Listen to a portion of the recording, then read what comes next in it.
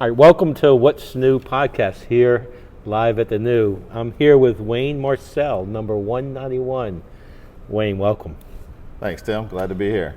So before we begin, Wayne is the head of growth for the Foundation for Interwallet Operability, FIO, and also the co-founder of the emerging Tech Global. The reason why I wanted to have a conversation with Wayne, you've been on a little road show. I think over the last couple months, you've been to conferences in Denver, New York, Dubai, Thailand, South Korea, Singapore.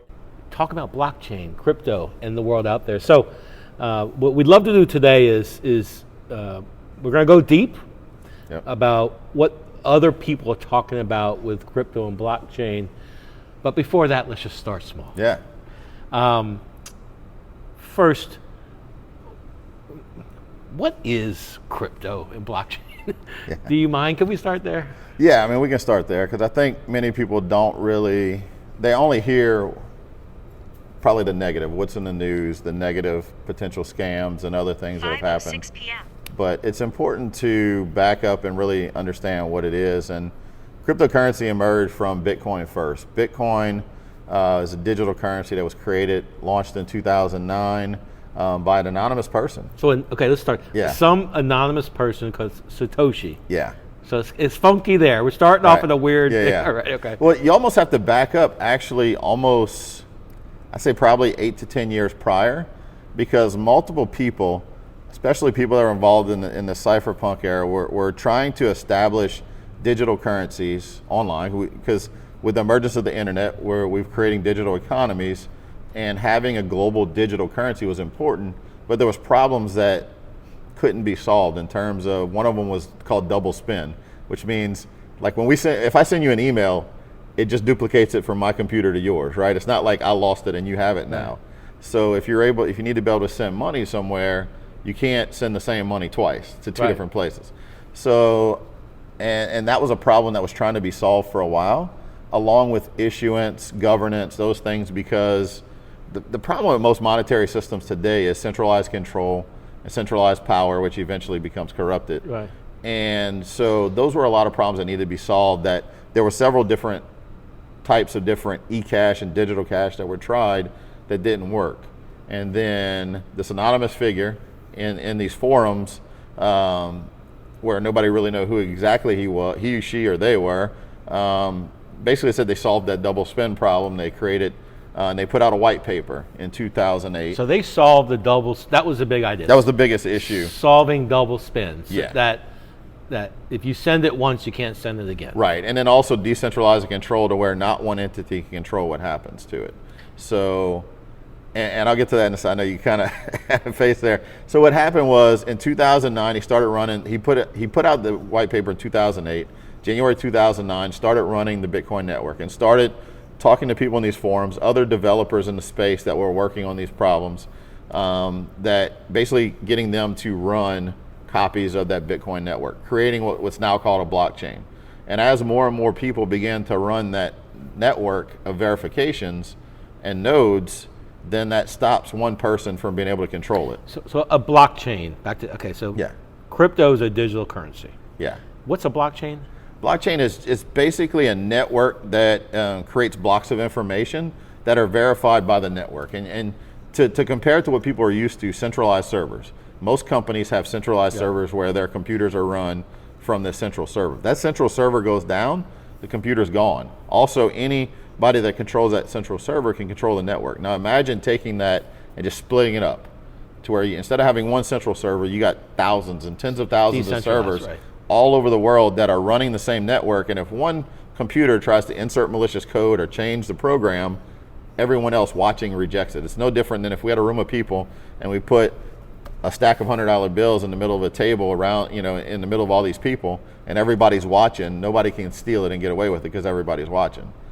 So that's kind of the concept. And with blockchain, it just creates an immutability to where as a network creates these blocks of information,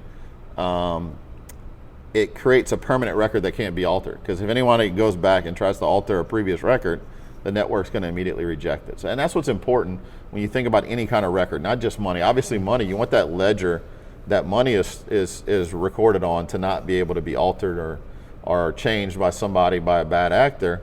And so that's the same concept with any other kind of data. Because all it is, when you think about your money in a bank or your money that you lend to a bank, it's stored on a ledger. Like they have a centralized ledger, Yep. They track who owns what or who is owed what.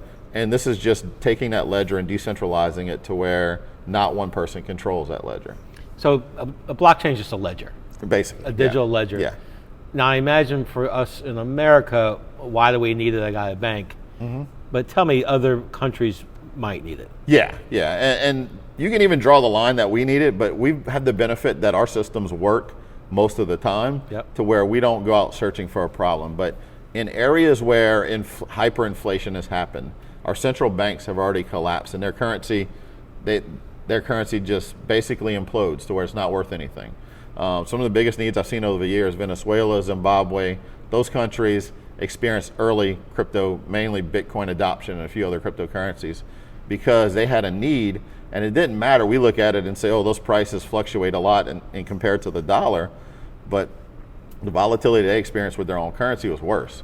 Or imagine like something that happened in India not too long ago, where they took a certain dollar note, a denomination, and they basically announced that they were going to take these notes out of circulation, and you only had so many hours to exchange them for other notes, and basically eliminated a good portion of their currency in circulation. You think about a country where a majority of the business that's done there is done in physical cash, that impacted a lot of people that lost a lot of money, that weren't able to pay bills, buy food. They've drawn loose lines to, it stopped people from being able to get medical care they needed, which could have caused deaths or even more serious illnesses and other things. So having something that can't be controlled by a central entity is important. And they've seen that. And at some of the countries I've traveled to, you see a lot more adoption than we have here because we haven't gone out seeking like, oh my God, now you're starting to see people complain about my dollar doesn't go as far as the grocery store, but it's much more severe in other places. And so when I was in Istanbul, there was probably at least 75% of the shops I walked into while I was in Istanbul, I would have been able to pay in Bitcoin or some other cryptocurrencies because they also accept that. They realize that because they've experienced hyperinflation with the Turkish lira. So they're more open to that. And that's kind of the first wave we saw, where it's okay, these vulnerable countries were adopting it. And now what you're starting to see is a lot more forward-thinking countries, like in Japan, in Hong Kong and Thailand, some forward-thinking governments are saying let's be acceptances. They have regulations, but let's put guidelines so that people can adopt it here because they're trying to attract new industries, and that's one thing we're not seeing here. I mean, a lot of companies I know that were based in the U.S. are now either based in Dubai or based in El Salvador, which have become crypto-friendly hubs. So give me a use case Yeah. for us. Yeah. I have cash. What would I do with Bitcoin right now? Yeah, what do I need? I mean, it's just, I got to find it, got to find my wallet. Where do I spend it? Yeah. What do I do with it? Yeah, and the biggest problem is that the technology is important, but it's just like the internet in the early days. It's hard to use. It's clunky, right? You got to figure out a wallet. But there's a lot of people working on solutions. We do at FIO as well that are making wallets easier to use, making it to where it's not as clunky. But just day-to-day commerce. Like if I did business, I actually paid someone to do some work for me recently, and they're in another country, right? Old way to pay him, I would have to probably go down to Western Union, MoneyGram, and pay these fees to send this guy some money. Yep. Instead, I was able to send him Bitcoin in an instant, right? So a use case is sending money to somebody else around the world instantly. It's borderless, right? I can send it to any country, anywhere. Cheaper fees? Cheaper fees, yeah, much cheaper because I'm not paying all those currency exchange rates. And sometimes when you send money, you don't realize why it takes so long to get there because it's hopping through multiple exchanges. And then in a lot of cases, like for me, I was paying for work, but some people that live in the US and they have family in another country, remittances is a big thing. But there's companies that take 20, 30, 40% of that value before it even reaches that. So they're taxing some of the poorest people in the world when, as you have more crypto adoption, you can send Bitcoin and other cryptocurrencies instantly, and in the matter of seconds, it's there. So that's one essence. The other thing is we all see the dollar inflating. So for me, Bitcoin for me is a hedge against inflation. And as you learn more about Say more about that. I'm not telling people to go out and put all of their money into Bitcoin, but if you're saving dollars, that dollar is losing basically what? Right now we're seeing 8 to 10% a year in value, in purchasing power. Whereas and most people don't realize, they just think the media will spin you a story that it's all corporate greed. But the costs everywhere are going up because we're diluting our currency. As we print more dollars, those dollars become less valuable around the world. And so anything that's coming from other countries, costs go up. And it's easy to say that a majority of what we get that's manufactured today is coming from other countries, whether those pieces are coming and then we're building it here, or the finished product is coming from another country. So prices go up because of inflation. So if I understand the dollar is constantly being printed and inflation is happening, and then I realize that Bitcoin, once you understand what Bitcoin is, it's a fixed supply currency. There's only ever going to be 21 million. Says who? Huh? Says who? It's baked into the code. It is programmed into the code. Mathematics, anybody that questions so no one it, can hack that and change right. the code? If they understand code and mathematics, you can see that the majority of the network would have to agree to make more, to change that rule. But most of the majority, it's never happened. There's tens of thousands of computers, nodes, and networks that are running the Bitcoin chain that are not going to inflate that supply, because then that would basically lessen the value. With a fixed supply, yeah, that means there's no more that can be printed, therefore the value should retain, if not grow. Yeah, at minimum, over the long term, it's going to retain. There's volatility right now because we're in an early adoption phase. But also, when you look at it, what's happening? More and more people are talking about Bitcoin, acquiring Bitcoin. Companies and institutions are now starting to invest in Bitcoin through ETF and other avenues. And so the demand is getting higher. The usage is getting higher. The number of transactions every year is growing year over year compared to the prior year. And there's a fixed supply. So you don't have to understand mathematics or economics to know that if that supply is having more and more demand and it's becoming scarcer, then that could have a potential to have a higher value. So that's why I diversify into that, because I'd rather hold it in Bitcoin over the long term than dollars, because I know that this is an appreciating asset, whereas the dollar is depreciating. So what you can do from there, and that's why I say start small. Like if you have a certain amount and you want to maybe just diversify a little bit, and that's where a lot of institutions have started. They're starting to say, okay, we need to have at least 5 to 10% exposure in Bitcoin on our books. And then as people learn more and more, some companies may go more, some people may go more, but the demand is definitely there. And the beauty of it is Bitcoin is divisible. We think of dollars and cents, right? There's 100 pennies in a dollar. So you can only go 2 decimal points into that dollar. So with a Bitcoin, it's divisible up to 8 decimal points. So even if one Bitcoin goes to $1 million tomorrow, and you and I want to do business, I can still send you a few dollars worth of Bitcoin, because that value is there. It's just, instead of printing more to say, oh, we need more Bitcoin printed, it's divisible. The smallest unit of a Bitcoin is called a Satoshi. They call it SAT for short. So it's very similar. It's named from the founder, the creator of Bitcoin, anonymous figure Satoshi. So there could be a day where you're going to see stuff priced. It may be priced in dollars, but it may also be priced in Satoshis, or Sats, like we like to call them. And we're seeing that somewhere on websites, but it's going to catch on more and more. Especially, a lot of countries are moving away from that dollar denomination. So, stepping back a little bit, Bitcoin, blockchain, and that's how they're sort of connected. The new thing that's sort of been driving a lot of this is the ETF, which you just mentioned. What's an ETF, and why is that moving or increasing the adoption of Bitcoin? And today, there's speculation on the ETF of Ethereum. So what is an ETF, and why is that moving the price? So ETF, it's an exchange traded fund, to where people are able to get exposure to an asset by going through this clearinghouse. And when an ETF is approved, that means it's met certain regulatory requirements to where it can be offered, and that allows, so a lot of companies over the years were wanting exposure to Bitcoin. They weren't wanting to get involved in that, but there wasn't enough regulatory clarity. Imagine you say you have a large business and you're like, okay, I want to put some of our treasure into Bitcoin, but what are the standards for a company to hold Bitcoin? There wasn't any clarity.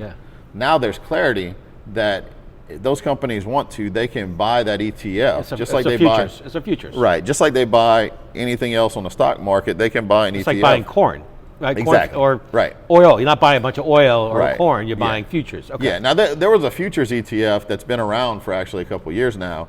This was a spot to saying it's basically a 1-to-1. So whatever value you're holding in the ETF is backed by physical Bitcoin. So that's simply allowing institutions to invest in this asset class Yeah. without having to go through the regulatory issues. Yeah, or getting worried about, okay, they're holding it and there's no regulatory clarity of them holding their own Bitcoin, but they can easily invest in it and get exposure to it by investing in the ETF. Because every spot ETF, they have to back it with the actual asset. Yeah. So if BlackRock is selling billions of dollars of Bitcoin through the ETF, they have to be holding that amount of Bitcoin. They have to have enough to back their liabilities. So I know as you're wearing a T-shirt, separation of money and state Bitcoin. Yeah. Tell me about Ethereum. Yeah. What's Ethereum? And that's another crypto. What's the case on that one? Yeah, so they have two completely different use cases, and that's where people need to realize it's not like one is better than the other. That's like saying who would win in a fight out of, like, say, a lion and a shark. It depends on the environment, right? And how it's, so with cryptocurrencies, how's it used? Bitcoin was designed to be a simple form of electronic cash. Okay. And now it's evolved. And the thing about these cryptocurrencies, as these networks are launched, the founders of these networks can clarify what they like it to be used for, but it may not necessarily be how it's used. Right. So it's become more of an asset, a property. Yep. It's used more as like a property than an actual currency that you pay day to day. Well, Ethereum was designed with what's called smart contracts that can execute even without anybody's involvement, which says if these conditions are met, then this can happen. And that's allowed for so many different protocols to be built on Ethereum. It's almost Wait, I'm sorry. So stepping back. So this cryptocurrency has a smart contract. Yeah, so the network does. So the network behind Ethereum is designed to execute to where you can build decentralized finance protocols that operate similar to centralized finance protocols, like providing liquidity and staking and all these different things that you can do. You can build, you can create assets on Ethereum, just like the new society NFT. You can create a non-fungible token. So when we did that and someone bought it, money went to the artist. Yes. The smart contract gave money to automatic. We didn't have to touch it. The smart contract is built to create that asset and then also disperse funds. So that's interesting. Yeah. So you can program But that royalties. seems like a very cool piece of technology, no? Yeah. You can program royalties. You can program just a split in payments. You can automatically program payroll, and there's some companies that have done that to where, depending on which network they use, because Ethereum is its own network, and there's other networks that have used Ethereum's technology to build their own that are lower cost, to where you can set someone up. Imagine someone on salary, even getting paid hourly, and instead of them having to wait 2 weeks or a month to get paid once a month, because that's when they do payroll, have that paid automatically as they work, every minute, every hour, or whatever. They might keep working. Yeah. So you can program a lot of those things. Has that happened, or is that just an idea? No, it's happened, but it's not going mainstream yet. So it's happened a lot more in like freelance work, to where the payments can be paid. But doesn't that seem the smart contract, assuming it stays intact, is fair? The rules are in place. Mm-hmm. There's not a lawyer. There's not a banker. There's not a manager. There's not a crook. Right. It's just the like technology tells you what to do. If this happens, then that happens. That type of thing. So help me think through. And there's a lot of negative vibe around all this. Yeah. You're telling me this is digital currency. Yeah. It's a ledger, and it's technology that's creating a fair system. Yeah. Why is there so much negativity? There's a few different reasons. One, because these are open networks. Anybody can create anything. You can create a token on Ethereum or anywhere else tomorrow, and who's to say that's going to have value? There's also been scams. Scammers prey on people's ignorance, just like when the stock market was emerging, just like when .com bubble, right before the bubble burst, when that was emerging. So there's a lot of speculative phases that happen. And typically with advanced technology, criminals are also the first to use it, right? They're trying to get that edge. They're trying to get an advantage just like back in Prohibition, they were trying to create these fast cars to outrun the cops. Yep. And that led to what? The sports car industry and NASCAR. So that's kind of what's happened with this technology. The same thing that was happening with the internet when the internet emerged. But those are just the first to use it, but the technology itself is inherently neutral. It can be used for good, it can be used for bad, just like money. Like the dollars in your wallet today can be used for good, to help people, to give to charity, or they could be used for bad. It just depends on how it's used. And so what's highlighted in the news a lot is either from ignorance, not understanding this technology. It's also a big barrier because throughout all our life, we've only seen one type of money. And if you live in the US, for instance, we've only known the dollar in our country. Like that's been the one, and we think that all currencies have to be created by governments. And it's not the case. If you study the history of money, money is really just the most tradable asset in an economy that has the most liquidity. And a cow is money. Yeah, money has different properties. A cow is not as portable as a gold coin. Yeah. So that's why we went from barter to like a gold coin. But then gold in itself, in large quantities, is hard to transport. So what happened was the creation of paper money happened when people decide, okay, I'm gonna store my gold in a vault that's kept by this entity that stores my gold, and in exchange, they give me certificates to claim my gold back. And then I trade those paper certificates to access it. If I go to do business with you, instead of me giving you all these gold bars, I say, here's my certificate, you can go there and you can get the gold out. And that's what led to the creation of paper money, and then it was taken over by governments. And then they decoupled that from gold. It happens time and time again. And then at that point, every what we call fiat currency that's created by the government decree with nothing to back it, eventually goes to zero. And it happens over time. If you look at it, I mean, since from 1971, 72 to now, the dollar has lost basically 99% of its purchasing power. Then if you look at price, that's why people will share these things on social media, but what the prices were in the 70s and 80s and what they are now. So it's a hard thing to educate people on what we've always been taught. But it's what's hard. It's stepping back. It's like it's so complicated. It is. So tell me why, if it seems simple, digital currency, ledger, technology, I gotta get a wallet. I gotta get 12 phrases. Someone hacks my wallet. Tell me what's happening in the industry to make this so that the average person can use it. At the end of the day, you don't need to understand everything under the hood. You just need to learn how to operate it. And it's funny how technology cycles I don't know how happen. email works, it just works, right? Right, but if you think about email in the 90s, it was complicated, it was hard. Most people weren't using it because it was complex, and in some cases it would take almost a day for that email to get where it needed to go. The internet itself was clunky and hard. You think about those early iterations of the internet, and I think back when I was a kid and we had what was like a Tandy 1000. I think it was complicated to use, and as the interfaces got easier, it became better, but it was still amazing technology that wasn't truly harnessed yet because we didn't make it easy for people. So what's going to make it? So where are we to making this easy?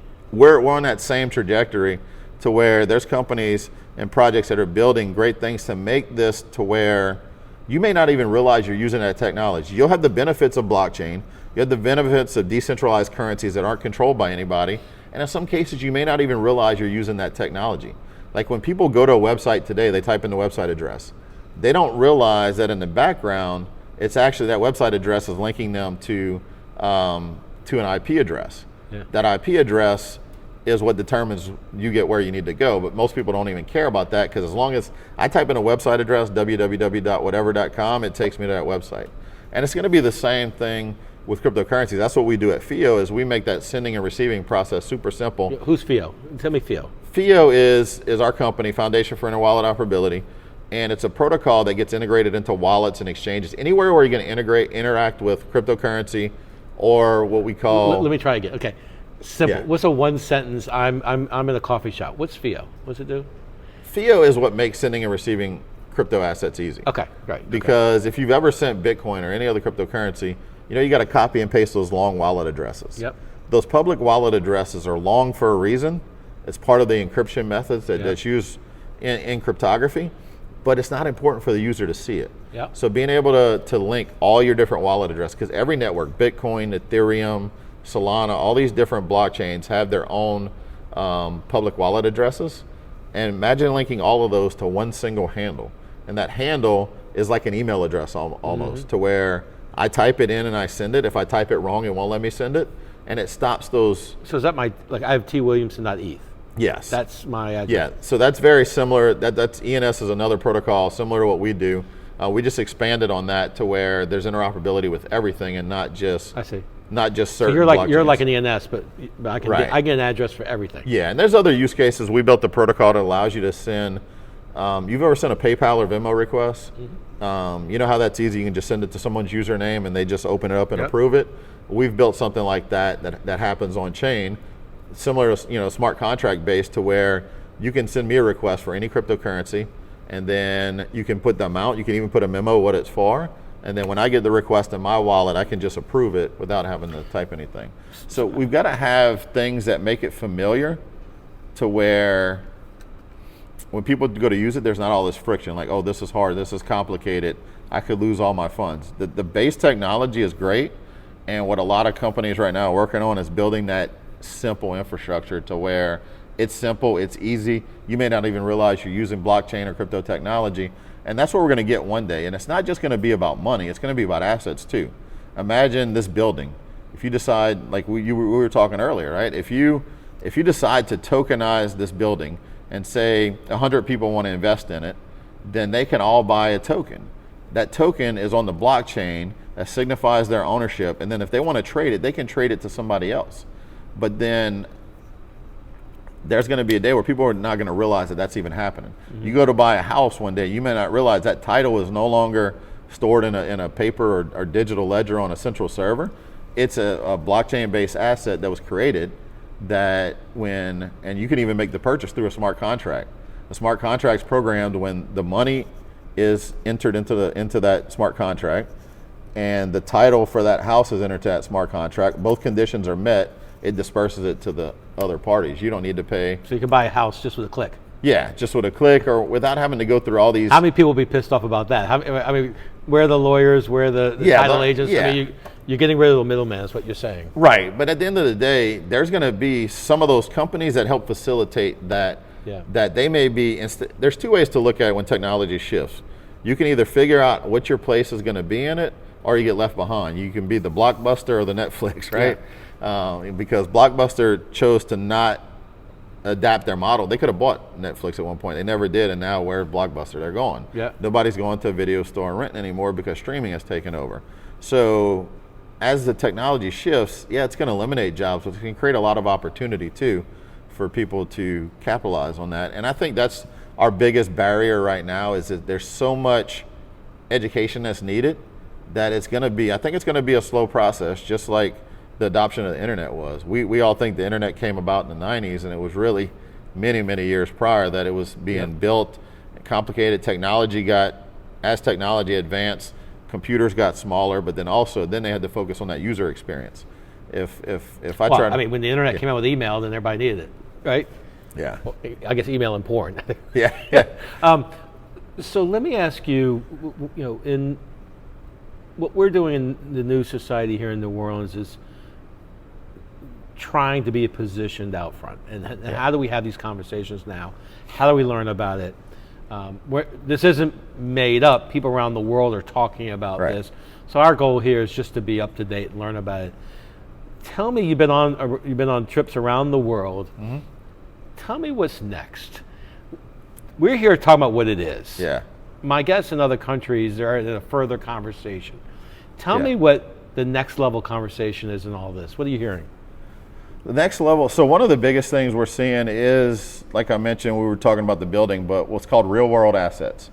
Tokenizing real world assets to where instead of the ownership just being stored in some file cabinet or some central server, taking those assets and tokenize them to where they're exchangeable on markets. So like this building could be tokenized. Building. Car could be tokenized. A chair could be tokenized. Yeah. A TV could be, okay, so is that happening now, or is that something people are talking about? It's starting to happen now, and we're seeing that. There's actually a few real world asset conferences that are happening in mainly Dubai and Asia, but you're going to see, it's going to spread everywhere because It's better technology than what we have now. It has more So oversight. why is this better? There's more transparency in everything. So if you've never been, like we've never been in a place where, I mean, I guess you could say we have, but imagine, excuse me, and this is a story I tell people a lot of times. So I had a friend that grew up in Vietnam right around the time the war was starting. His family was wealthy. They were building yachts. And then overnight, they lost everything, was seized by the government. They lost everything. They came to the U.S. with nothing. So because what happened was, it didn't just happen overnight like they thought, but all the ownership of all their assets that was stored by their local government was rewritten to change ownership, to change everything, to where they had no claim to it. So imagine being able to have those records transparent to where anyone can see it, anyone can verify it, no one can go in and alter it, no corrupt party, corrupt individual, and it makes it a lot easier, because then you become, even if you say you tokenize this building, like somebody may love New Orleans and want to get want to own a piece of it or invest in real estate here, and they'd have to travel here a lot of times, come to closings, and imagine just being able to buy tokens that represent ownership that is verifiable, that you have what you say you have. That's not something that can happen today. So why would tokenizing real world assets not work? What's the bear case in this? It seems logical that let's have digital authentication of certain assets. It seems logical. What's the bear case in this? Why is it not going to work? It's really all about trust. Everything comes down to trust. Everything we do is revolved around trust. If you don't have trust that this is real or this is going to work, then that's your problem. So creating levels of transparency that solve the problems that people have encountered over the years without this technology, that's the only way it's going to work. If we just take... So if we tokenize this building... And say we put it on maybe a network that's not really decentralized, and then all you really did is move it from paper to digital, right, without improving any of that transparency, any of the trust. And it's all, and that's what it comes down to when you look at it from the money standpoint, from cryptocurrency to assets. You got to have trust in the system. So what would be something that you're seeing around the world that's building that trust? Just so it starts with the foundation.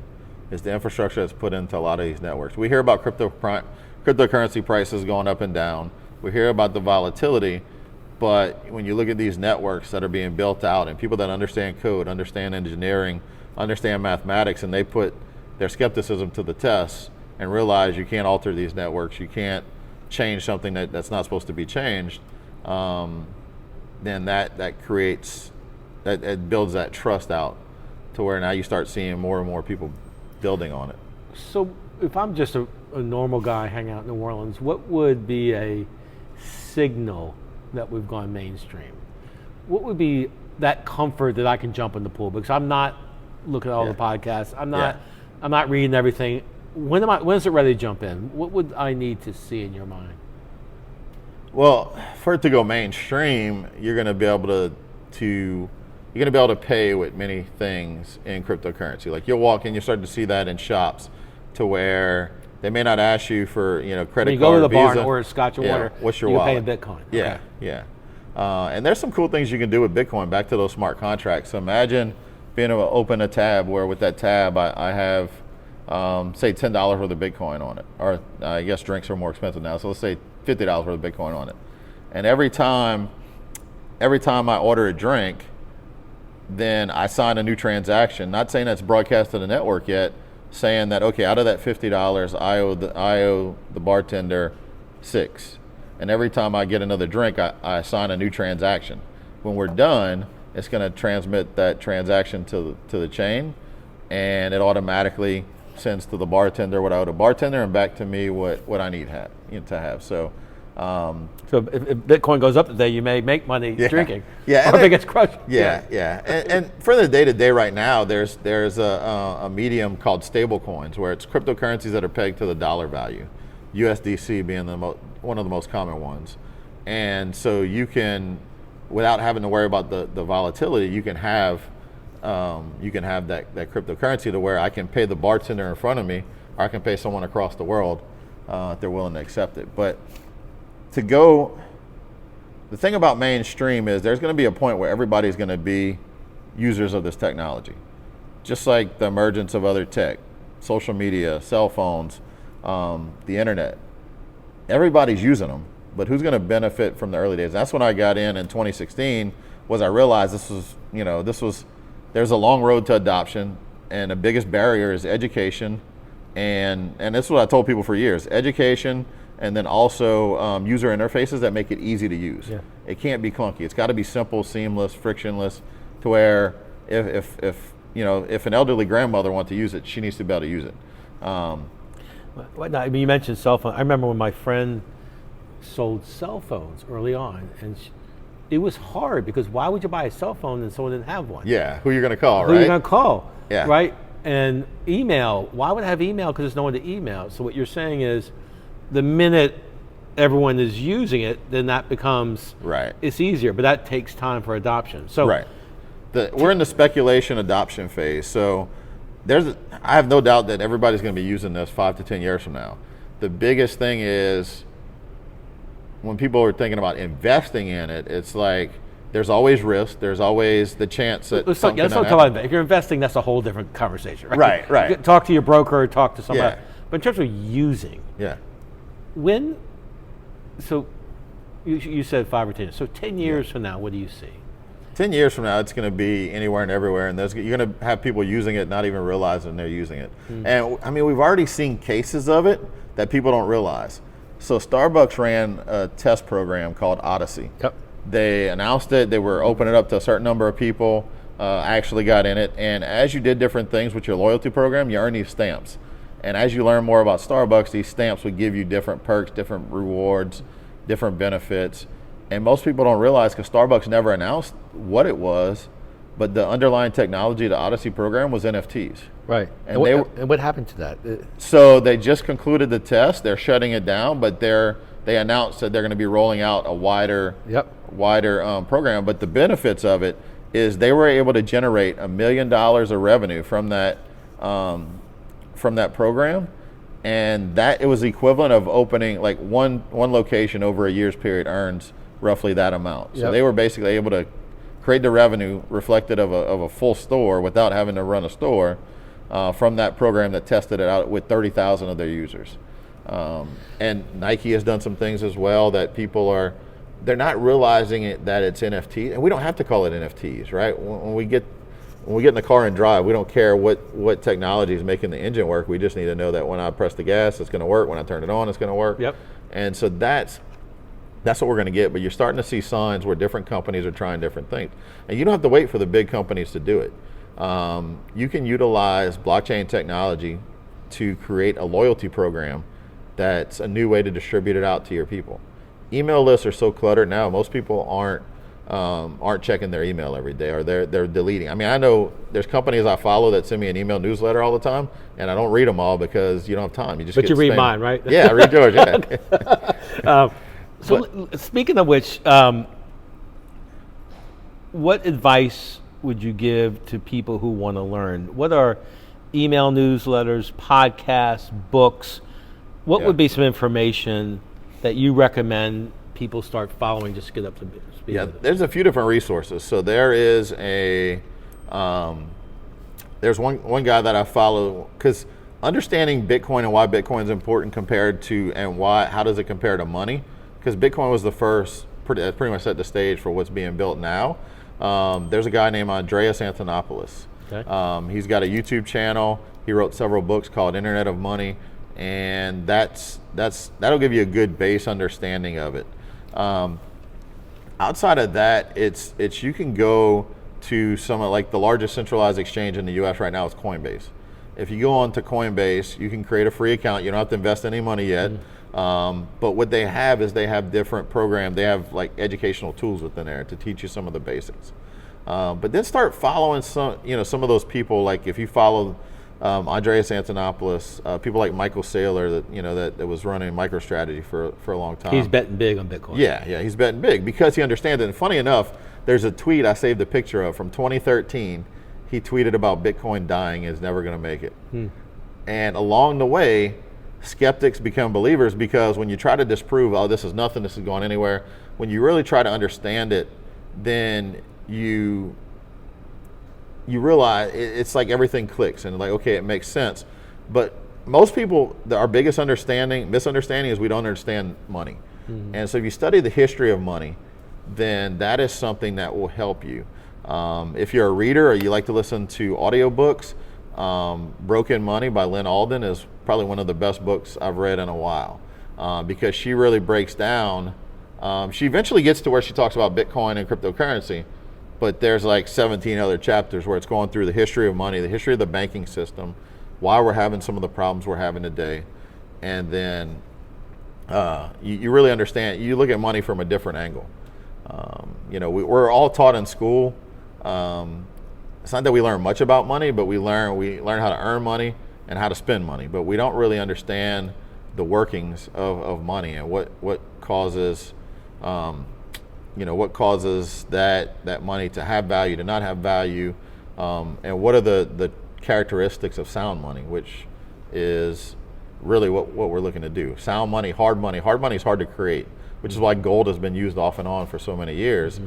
because it's hard to create, right? There's a cost to dig it out the ground, to find it, get it into coins or bars or whatever you're going to put it in.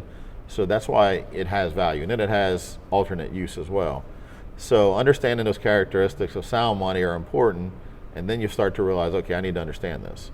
And then anytime, like take out blockchain, and anytime you think where there's issue with a network, there's issue with governments, right? Where there's not enough oversight, not enough clarity, not enough transparency, blockchain networks can fix that. You can program governance into blockchain protocol to where most of what representatives and everybody today are meeting and voting and debating on, a lot of that can be automated to where we can focus on what really matters. Mm. So just realizing that there's also a long road to adoption. I always tell people, look back at technology cycles. When you look at the adoption of the internet, the adoption of cell phone to smartphone, the adoption of thinking about social media in general. Mm-hmm. It was crazy to think, 20 years ago, or even 10 years ago, that every company would be important that they have a social media presence. Yeah. Now look at where we are. The same thing 20 years ago with websites. Yeah. And that's where it's going to be. The adoption of the car. Yeah, that's what it's going to be with crypto. And you're going to hear a term called Web3 a lot. And Web3 is tied to, it's basically cryptocurrency tied to commerce, because Web 1 was the first iteration of the internet where it was just static. Mm-hmm. You can go to a page, you can view it, there's nothing you can do. Web 2 is what we're experiencing today, where you can go to social media sites, you can interact with people, you can have chats, you can build interactive websites that interact with people.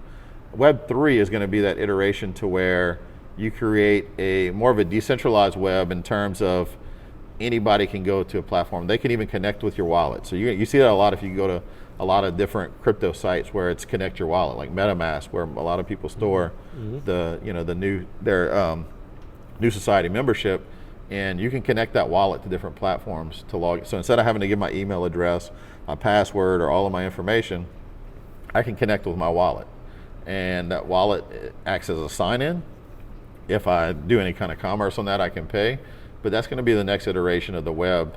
And so when you hear Web 3, it's basically just integrating the cryptocurrency and blockchain into the existing web. Mm-hmm. So you're going to hear a lot of that when as you start to learn. So that's, people they're going to hear Web 3. What is Web 3? And that's the essence of it. And what is cryptocurrency? What is blockchain? And the important thing is not just to say, okay, we're just going to put something on blockchain and say it's on blockchain and now it's tokenized. What problems does it solve? Yep. And so as you start to learn that, and you can learn different industries that are impacted, and look at the industries that are already using blockchain. I mean, blockchain has been utilized by the shipping industry for several years now. Supply chain is a big case that it cuts down on cost of tracking goods and supplies. So there's a lot of benefits to this. And if you realize that the adoption of that is happening, then you're going to start to see it impact everyone else. And that's how technologies happen. It's unknown for a while, and then you have certain, bad actors that start using it, but then certain businesses and industries start to say, okay, what can we use this for? And then mainstream comes last. And I think. So this is one of thank you. I think exactly what we want to do is have these conversations now. So while we're learning, and we've got this place here with a nice bar and such. Remember when we first started off, I think we had crypto and cocktails when we first do that. I'd love to invite you back. We should start a regular weekly thing, because I think people have a lot of questions, and I think we need to have a comfortable way just to talk through it. Yeah.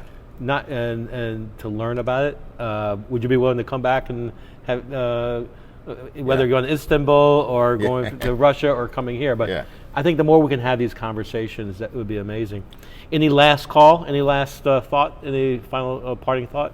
Well, in terms of what you just asked, I mean, I'm definitely on board with that. When I realized in 2016, I kept having friends tell me about Bitcoin. I realized I didn't understand it, and I really didn't understand what money was, and I dove down this rabbit hole of what the potential is. I realized at the time there was two barriers: education and interfaces that need to be easier. And so I started doing what I could. When I learned something, I was teaching others. I was creating content, which led to a bunch of companies hiring me to create content for them. And so my passion is education. Even in my prior career, which is not even related to crypto, blockchain, or tech, a lot of what I enjoyed was teaching others, being able to teach people something and have them understand it and grow from that. And I feel that's what's important here. Like my biggest challenge to people is to just break down the barrier. I'm not saying go out and invest in crypto tomorrow. I'm saying start trying to learn and understand it, and don't just go off of the headlines you hear from certain mainstream media, everything else. And it's funny is when I travel outside of the country, and this is not just true in cryptocurrency, blockchain, but everything, every topic internationally is covered different in different countries. There's different biases that you don't have in other media that you have here.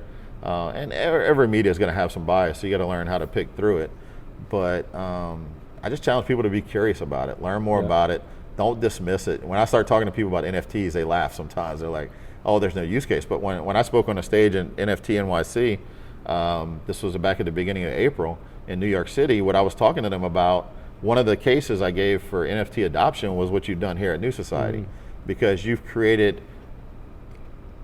It was more than just, oh, we're going to create an NFT that's just profile picture or some kind of cartoon ape that we're going to sell for thousands of dollars. It's not so much that I didn't get my membership here based on what I can sell it for in the future. I got it because of what utility I get out of it. And so that's what people can realize. There's a lot that can be done.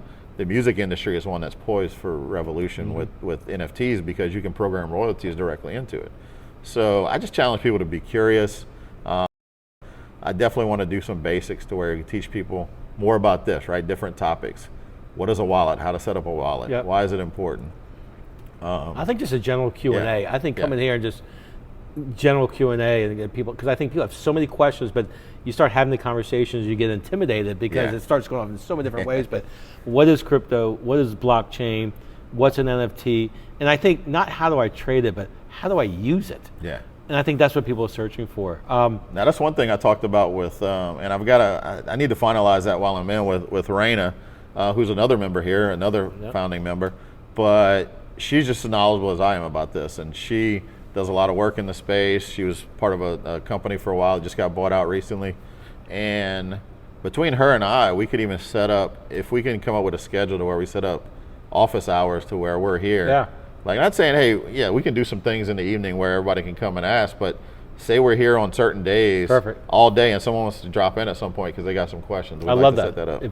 Let's do that. Wayne, welcome back home. Thanks, Tim. Where's your next trip? Next week I'll be in Austin, Texas for a week, and then after that I leave from there to go to Belgrade, Serbia for a week. Well, we'll do where in the world is Wayne, and then we can find you out.